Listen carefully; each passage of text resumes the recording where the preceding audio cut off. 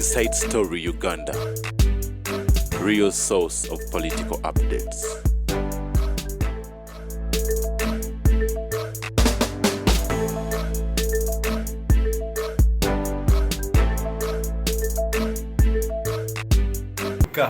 Tuli ku lutalo. Koko tekemu baleti. Tuli ku lutalo. Oje kolede ku sente zo. Yange nzijaka Museveni namukoleranga. You see, for me, I don't believe in money. Mukozi sogerangako naye. Naye tulina olutalo lwetulwana olw'obujozi. Abajozi.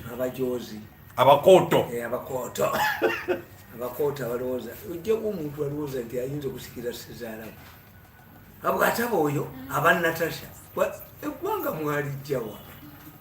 You see, when the first family stays in the power for a long time, bafuuka bwakabaka. Ndikati ensi yonna bagiraba yaabwe, bafunye property, bagaggawadde, bakoze eki. But the problem is political power is the influence and advantage. Guaranteed by what? Political power is based on mutual respect, common objectives, and alliances. Not based on slave and master, or hunting a dog and master, or a brave African soldier and a European general. Enalemu yazimbibwa bwekyo. Enalemu yazimbibwa ku bujozi. Nawe bali bakujoga bujozi. Yeze banjoga nnyo. Nakolera Museveni emyaka 14 ne balumba mama wange bamutte yangobanga muntu wanko. Nino genda ku bidia se mechimanyani bwa. Ate tumwebaze yanjozi bebanjo Museveni was encouraging me to commit murder. Naligenda mukote muga incited me to commit murder. Nagenda wange kweba. But do you still believe that NRM can do something this government? Because the difference between Muhoozi and Museveni, this message is the same. Tell us. What you don't know about Muhoozi is there are two things. What people don't know about Muhoozi. Muhoozi hid himself or insulated himself. Muhoozi. Either his father hid him or Muhoozi is highly intelligent. Intelligent? If you want to kill a tiger, let's take a pig. Many people,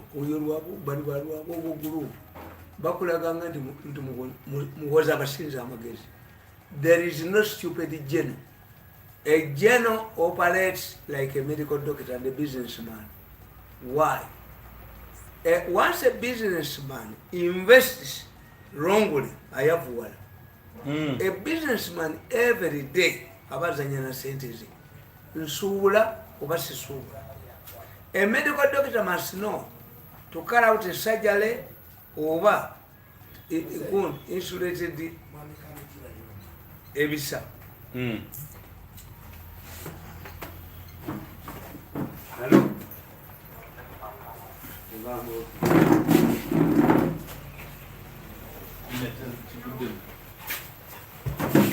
Mirundi chitudemu natusonyiwa aina vya maliza na agezeko kusimu, so he's trying to compress something at this particular moment, and please, you just to apologize. He has just received a call, maybe I think from Nankani, so you automatically just forgive us at this particular hour. Mirundi is still on discussing on the current issue that's happening in Uganda. But my question is that we're discussing with him is, is there a difference between Muhoozi and Museveni, because they all come from the same family, so we don't know who is who. I'm just advising him, Mr. Mirundi, to join the No Party. Period. Mr. Mirundi is still on the phone, and I never wanted to cut off this live that we're discussing on the issues pertaining in Uganda. But in case you have any question or some discussion, in a few moments you can send some questions or discuss with us, because it's quite very important to you guys to know what is happening in Uganda. So we want to know who is who. Me personally, I believe that Bob Wine is the man to watch. Mirundi believes is Muhoozi to watch. So we want to have to discuss the crew and see who is who can take over this nation. That is Tamale Mirundi. Please don't look at this and think it's mine. It's for this gentleman Mirundi who was sitting next to us, because I'm also fearing to be thrown out, to be beaten, and things of that kind. Mr. Mirundi will be coming back shortly. We are still discussing some issues that pertaining Uganda. So kindly don't abuse me, don't do it, because I've hosted an I just want to understand who is who, what is it discussing, what is it putting on the table. So bana mbasaba temuvaako mbasaba musigaleko tuwayemu ku nsonga zizimba eggwanga Mirundi kava ku ssimu akomewo era olwaleero nange omusajja bwavaako bwati nabuka ngaddako ate mba nakola ki ayina byali mukwogerakoko naye nga ensonga eziriko tugenda kudisikasinga ku kiwamba abantu tugenda kudisikasinga okulaba olwaki obuyeekera butidde mu kampala tulina okulaba ki kye tuba tuzaako naye nze kusajja yange ndaba kuba tugenda kuba ne battle Mirundi agamba Mozi yasinga nze ngamba Bobi yasinga. It is the battle that we're going to have the two for both of us in the next.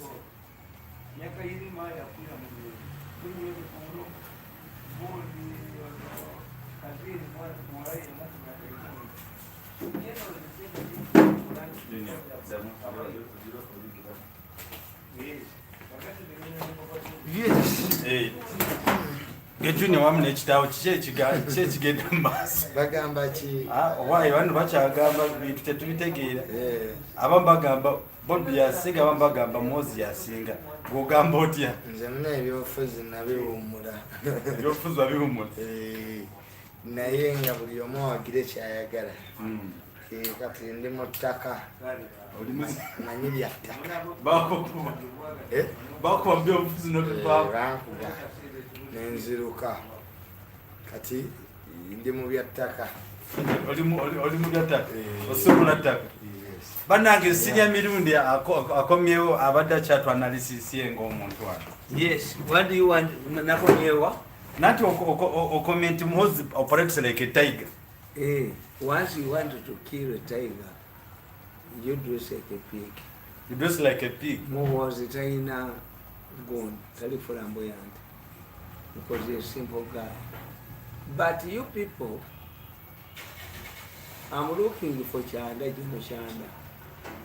Gino Chanda enumerated the achievements of Muhoozi. Most of this modernization of UPDF is attributed to him. True, he fights at the front like a region. There are very few generals who fight at the front line. They understand their goal. Kakati, a problem bano gye bakoze ekiri mu Uganda is succession in favor. We have an orderly prepared succession. We have a disorder nga mu magye musobola okufuna orderly withdraw ne enane orderly withdraw. The Americans withdrew from Afghanistan. They had organized it. Although they certainly saboteurs tried to sabotage it. Kakati waliwo kyetuyita a prepared succession. A prepared succession. The problem Museveni gyayina nti in the process of ruling, what has enabled him to rule this country for 40 years is that his would be successors. Kuba Museveni yajjawo ebibiina by'obufuzi ne bwe twadda mu multi-party twasigala mu kibiina kimu. Why? You cannot make a meaningful presidential campaign without money. Yes. And these people in the government steal money.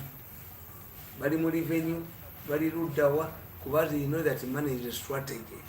Kyobulaba nti nze nabalema banjooga onoojogaani tumumese tumumiwa ng'abaaga nyumese ng'onyimawo nze n'essabu lyange nkolamu olunaku lumu nkola obukadde butaano kati aligale be bamwasa omutwe nze nteka nze nsobodde abasajja bano because sente zange teziri mu gavumenti sina kimbegujako ejoko mbo agenda kumiriya sente agende kwa saali basemu nalija bakuba emitwe embatte siyinza kuddamu kukola mu gavumenti myaka 10 sikolangamu ate sirigiddamu nja kukola mu yamuhoozi eyamuseveni nedda mulimu omukala ajoga abantu kakati nkubulira negamba ti because carrying out a serious presidential campaign requires a lot of money, and these Europeans give you money during elections, not to campaign.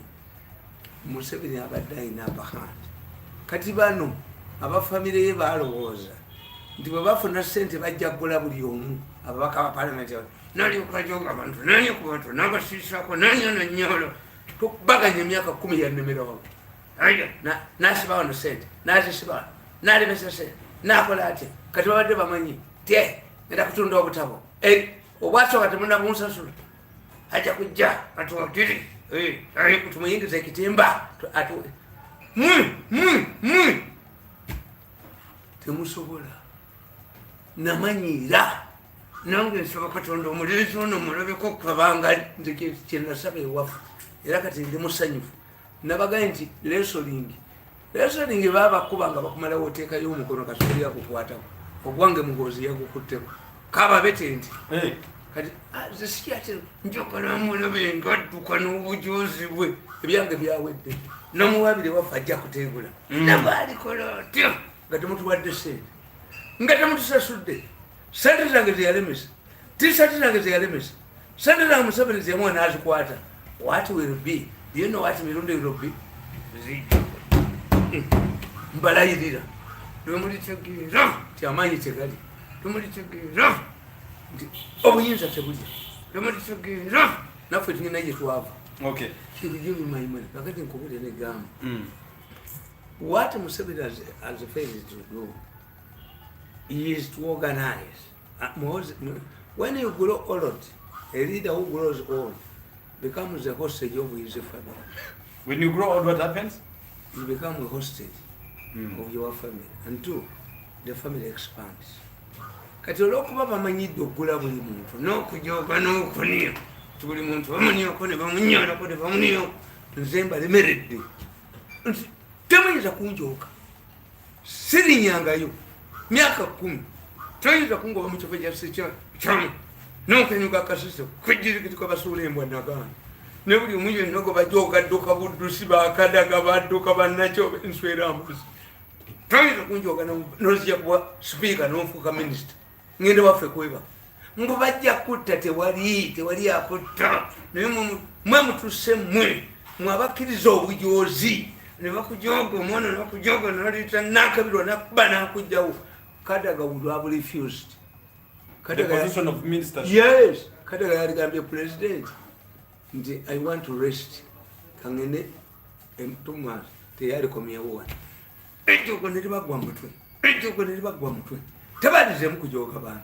You cannot have a speaker known for the deputy prime minister. Sigenda you. Nkulimba ne kugandi genza kuumula. Kadaga can get an international job. Neko saba kujoga no kids ne bakuniyako ne bakunyalako. Nze ndi mwavu da ina gana. Sira kubera wansi wa minister. Sira kubera wansi wa tumwe. Never in life. Never. Nagende waffe katubone katukole kibata preserving my dignity. Bali kitegero ndi. Sojojo ejogo lyomwe ejo lyomuni yakubana. Ne mubanyalako. Yetagenda yo. Nze Museveni bwampu wa minister sikola. Sikola bwa minister bwa Museveni kubeera ku tension bujoozi buli omu kubera agenda ninja but media center semanyani yani sijui what me kakati nkugamba nti olwokuba Museveni family ye ekuze ngaali mu buyinza but tusokolowooza nti is a kingdom. Museveni is a kingdom. Nti is a king. That's why the battle baakuba buli muntu yenna mu opposition ne bamujjawo. Kakati the battle is inside the palace. Olutalo luli mu palace kubanga Museveni yagenda n'afuna ekizibu in the long process of administration nti Mbabazi bwe yagala okuwamba gavumenti okumulwanyisa ng'ayita mu secretariat yateekayo Tadongo tewali n'amumanyi. Do you know Tadongo? Tadongo.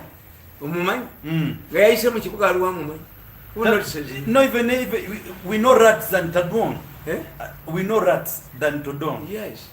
Kati ekifo Museveni yakinfrizinga. Ye Museveni yatunulira kifo, not the character of Mbabazi. You can have a powerful Secretary General like a Kirunda, who has no ambitions. The best Secretary General to Museveni, Yalibadinumu. Tango doyi, Yavama Kerry, no, you got me, but Tango, but Tayawa. No, Tango doyi, but in Quaton, and you already move on to Yambu. Take it so. Tikakati ebi for Museveni you never been swazinga. Tiyulu kwati Nabanya and Rugunda and Kintu Musoke and Imbabas. If you compare the three. Yes. But there are those uncomparable. Unalinga adibu. Nabanja. Anti Banoni, but Prime Ministers. Museveni looked at these institutions as breeding rivals. Donana's neutralizing. Kati as a result, no position in any effort. But when you move to Wawe. Now we. Wawe. What better say put a Wawe? Kuba is endeavor. You not your position. Let me tell you. Yes, sir.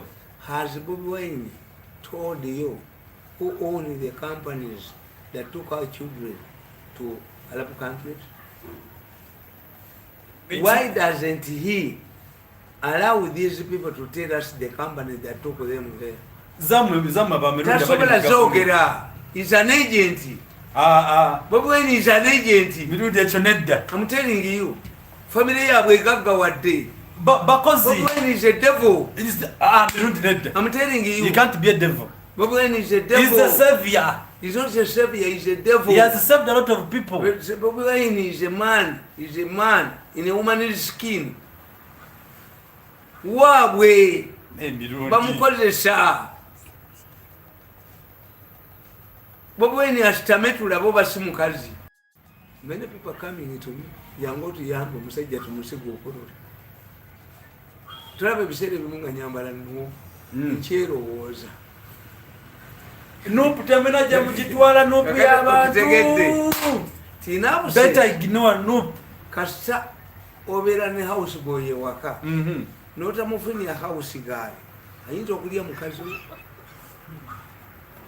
Mirundi kati in absence of a full-fledged opposition. Yes, the battle has entered inside the palace and the fire originates from the palace. And no, but I've loved your statement. The moment you get a house girl, not I'm taking a house boy. House boy. Not a house girl. You will end up big the mukazi wayinza omuyingizamu muddi fe abalunzi b'entamu ekatoki like me ennume emu tugiteekamu enkazi 200 abiri kuba ennume eyinza okutula eseng'engewo sigoziteekamu nga 2 bokka ezisinza amaani ennume okukkakana wano buulu tugiteekamu enkazi 200 mama katokipa have a farm onoba wa muhozi nga toyina nte kakati and even Muganda with the cows and the rich man must have a Muyima woman. You must have a Muyima woman. Okuyigiriza ebiddako no akumente where is bwe yagala okukakawala Muganda ngayagala okukakawala n'okumubuka must have a Muyima woman kale kakati nkubulya negamba nti in absence of a house girl, now the house boy has entered your bedroom. In absence of a fully-fledged multi-party system, where leaders can agitate for power, the battle has been reduced to Museveni's family members. The bipolar. When you do international relations, we call it bipolar. Yatwala sente yatujoga yatunya ku mitwe yatunyolako yatujoga butwavumye sezalawe yakoze and has accumulated a lot of wealth. Nalowooza nti amaze tugenda kuyisa ekiteeso nga president alondebwa mugundi mu parliament. But is it applicable? Oyo yetasoboka adduka bamukubane bamutiona ajoze nyaba naye Museveni ajja kukima wulira kati nebaddira mukozi yabadde mu maje kati bamwantagonizing like me. You know where they lose the point?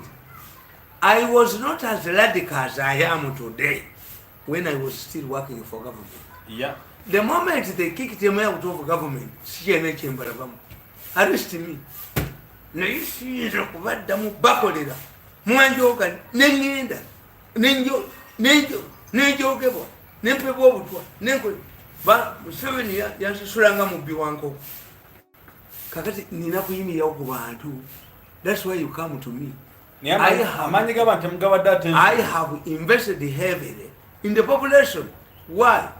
Sina kira kyenina kakati muhozi bwe tebategeera.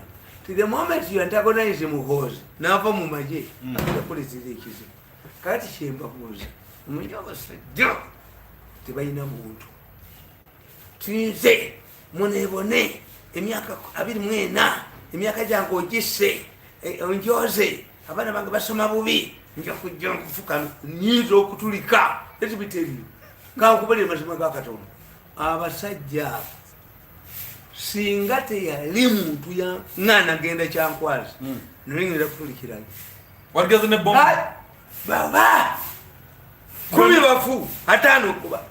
They are not human. What I've seen about these people, they are not human. How do you expect somebody to feel omusajja akoledde emyaka 14 ngakolera mbugulu tewali yose naye immediately I left nebatekayo omulala bayongeza emisaala 5 billion bazituta otwala otya omwana wa munno gyagenda okufuna 1.7 batutte 5 billion nvuddemu bongezeza sente nkoze eki mukubye omwana wange ajja kutya nga ntyaki mutte nzita nabewombatte ebyo mbijoga balala tokoma mwana we tolombe mukazi we tomutte tokale tutya ebyo mubijoga balala nege olimirako nedda nze ndi mandwa njagala mandwa entabaali yali akubiddwako baali bakubiddwako nga bwe mbakubye wogamba genda kuttaka battaano tebayinza kunzita ne bayingiza omulambo gwange mu kibuga muno olaba bambala kiragala bwe badduka emisinde awo tugenda ku point enkulu anti nkubuulidde nti okitegedde nti because the battle is originating from the palace bano baatundira muhoozi nga teyalayivu kuba basigaddewo bokka kakati bo ne batategeera ti ate omuko tasobola kusikira sezaalawo ne bwemuba muyina sente empitirivu. Amawanga gayina traditions. Omujaluwo yaganye okufuga Kenya yagenda ate anaddaddi Raila Odinga azifere tululu Kenya nekitawe yalemu. The question is that the Jaluos cannot rule Kenya. In America, a person who is not born on American soil cannot rule America. Even a woman. These are Republican societies. In America, miracle. The British can. Either they can bring a female woman.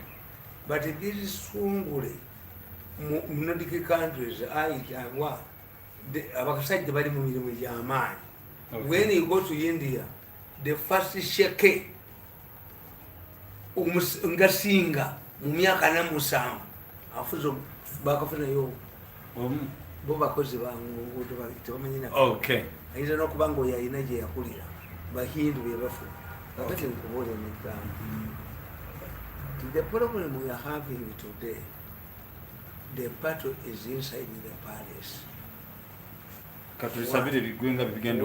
Because the palace mwemuli abalina sente kakati ye Museveni kyakoze bw'osoma conflict resolution tukugamba there are people who take on the problem head on, there are people who wait others to solve the problem, there are people who wait nature. Kati ye Museveni agamba ti olw'okuba lwabwe obwo ne muhozi bali representing a different wound ye kalemerewo for how long? Me I differ is me who initiated this idea, which has been captured by Anit Kasitanda Vanite, Nindaba Vanite Bachogonganziruka, each of that would them Kasara Vanite, Anite, in a corridor, Manite, Yom Pissi, a name for Ogom, Anite Yangovi, Never Bachogongo de Baduka, Irene away. My initiative was simple. Let us give Museveni 10 years, but let us amend the constitution and reset the term limits. 2. What Museveni should look at these 10 years as an assignment. An assignment where we make constitutional reforms, reset the term limits, make a law that forbids, that forgives all of those who have stolen money, have killed the people, who have tampered with the human rights. Byesonyiwe tutandike nenda kandi mpya era y'olubeerera. Why? Nti balwabogo, the Rwabogos batya muhoozi muhoozi yabatya naye abatya, which means tugenda kufuna ekizibu nti muhoozi is cornered. Bano balowooza mutumu kubyenda nebakugiza n'omusajja omulala. It takes us 24 hours to kill M26. Do it! Kwenda fanya hiyo kazi. Unawacha nini? Olaba n'omusajja. It takes us only 24 hours. Babu n'okugwako gwako. Do it! Ajikube eriru bakuwana bakutenda kwata kwe mu 23 oli enjoka bazikutokota ani aganyo jikuba ajikube toto leka kukumba eriru leka kukumba. Netta, if you have the capacity, in fact eriru is underestimating the army. Why? If it takes you 24 hours to handle Ragataka army, what will you, how many hours will you take you to handle serious army?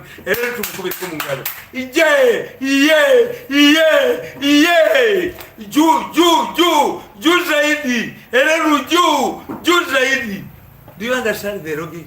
The logic of Swahili is quite hard for me. It's provoking Rwanda. But the most provoked Kenyans are not really provoking Rwandese. No, you see. The Kenyans, these people don't know international relations. They know. Museveni abantu bebakozesa mu embassy, ambassadors tebasoma. Babasonsekayo, babbe, batunde ettaka, batunde embassy za Uganda. How many ambassadors do you have in Uganda? Celebrated ones. There are quite many. No. Ambassador is a rank in the foreign department. Ambassador does not mean. You see, a man like Chiyonga, who has never trained as an did any course in the diplomacy, where you expecting deals. The Ugandan ambassador to China would be a celebrated diplomat, because China is the leading donor or financer. Okay. This government doesn't know. Mirundi, the battle is in the palace. George Bush yariko ambassador China or America. You see, the British have elected in the electoral college an Indian. Why?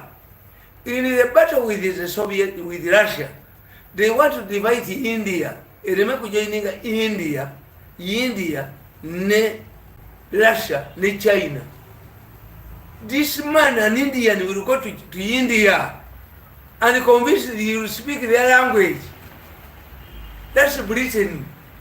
Bari babala. Nti gwe High Commissioner wa Uganda yani. Nti ono gundi gali wangu gumwako ba secretariat kubanga yo Museveni anonya kuona like Gaddafi. Nti mwe mugende abava Tripoli abava Benghazi mugende mu foreign affairs. Jobola bamuwamba oyogedde ku kyokuwamba wenjagala oyogere bano abali mu kuwamba abantu bana Uganda n'abali mu kuta bana Uganda bavaawa. Is it people with Ruero? They killed 7 men with guns, killed men with guns. Abaganda bakugamba okusaba enja z'omuzigo olabira ku baana baayo. Kitegeeza ki? Abaana b'enjaza baba basibuuka. If I come to borrow from you money and I find that you are calling with the landlord, do I borrow money from you? No, it's quite hard. So who ensures security? The police. If the police is being attacked here and center then by criminals, then we don't have security. The ask is security from the police. Then we don't have security. Actually, kuburira. Enjaza the Baganda, we have a proverb. To ask enjaza omuzigo, omuzigo means cosmetics. If you want to know that this man has a woman has omuzigo, it must start with his children.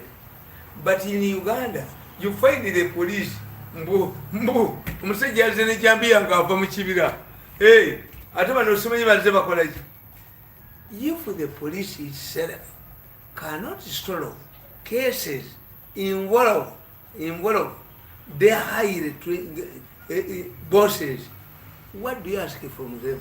Okay. Nabagamba, when I go to a witch doctor and I wait for him, and I found the door of the shrine locked by padlocks, I don't expect him to provide me with the medicine to catch chiefs. Because I get the concept. Yes. When you go at what? If I go to a witch doctor, when my car is stolen, many people come to me. And you find that the witch doctor's house has a padlock. The witch doctor to come to give me medicine to trace my car. And when I arrive there, before he arrives, he opens the door. I share, you observe that the door is locked by 3 padlocks. You also fear then you go away because this man has no medicine. The last question over police yenyini bagikuba. Police yenyini bagikuba. Kakati ogenda kunonyawa. Kajinonya kochi. Bas tugenda kushona kirala. Waliwo omukyala ayakubiddwa bajjo ebikonde n'empi mu studio. Kati omukyala n'agamba agezeeko ew'ennanga tamuyambi. Agenze mbasi ID tebamuyambi. Agenze mu abiteksi kyaliyo simebikoze bita tebamuyambi. Yamukubidde ki? Nti gundi yajja ku studio nga ndoza akobiddwa bajjo. No, you see. Kakati bajjo nibamulizoninga out ye kyeyava mu n'alwana. The problem, these are measures for companies. Not everything is taken before court.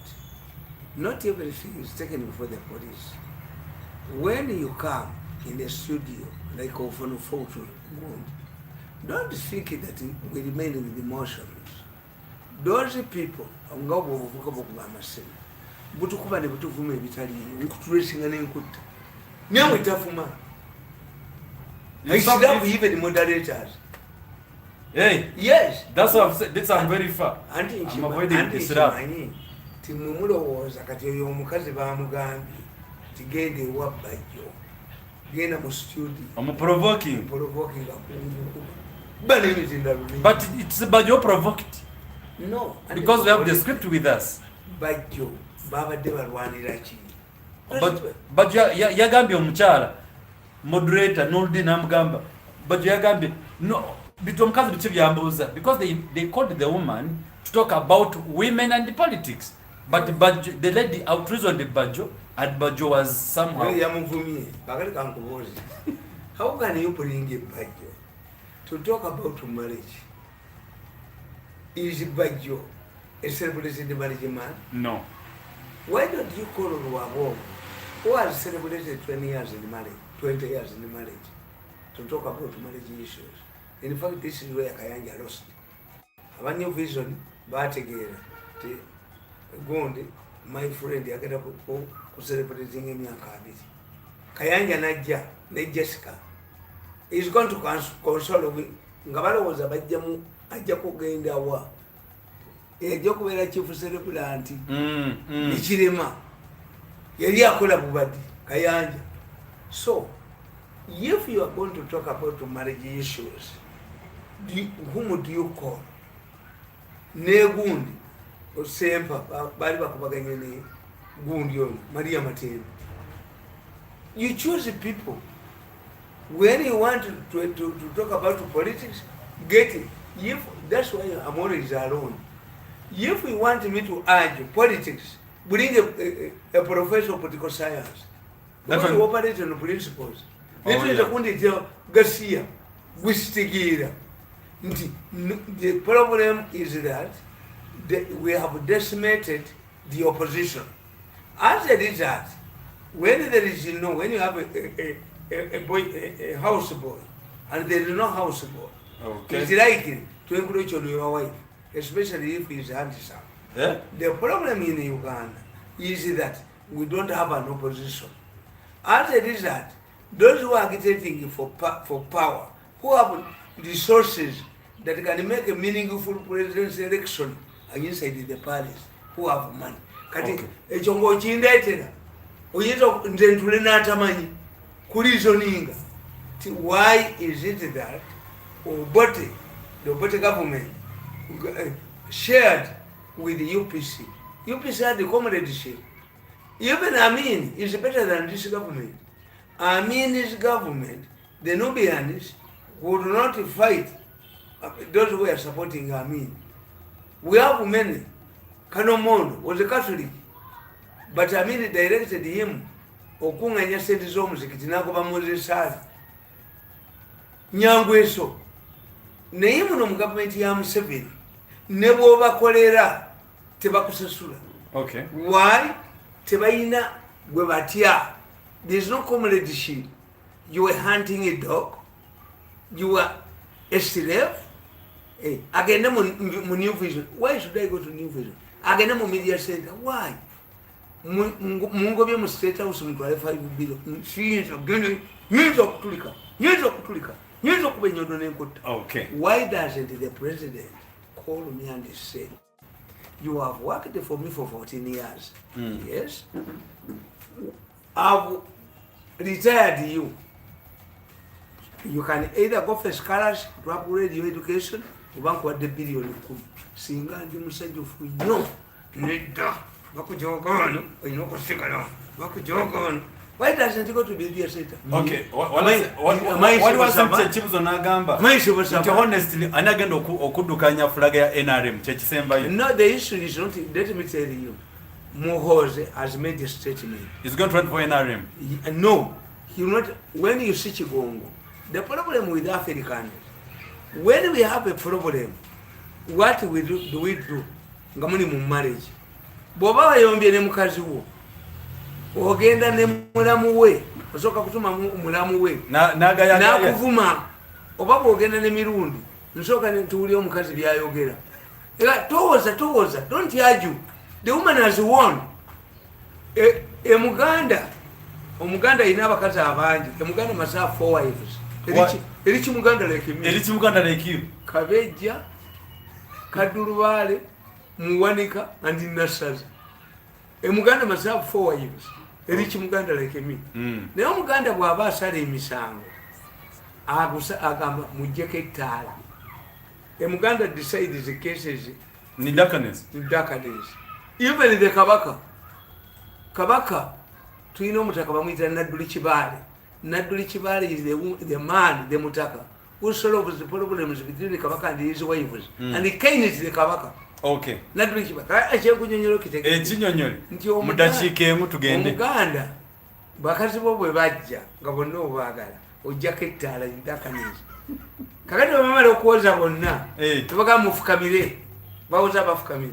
Kati buli omu n'omukwata ku laabu. Gwosinze nga tomanya ndi bakuteko ate emikono giri ogenda okutandikira ogenda agamba sikuwangudde that's muganda kumba tukoleza munzikiza tutandikira Mirundi ogenda okutunya na episode dako ania lwaki nzikiza tugenda okutandikira mukama yes so every woman goes thinking that he has won the battle. Amen.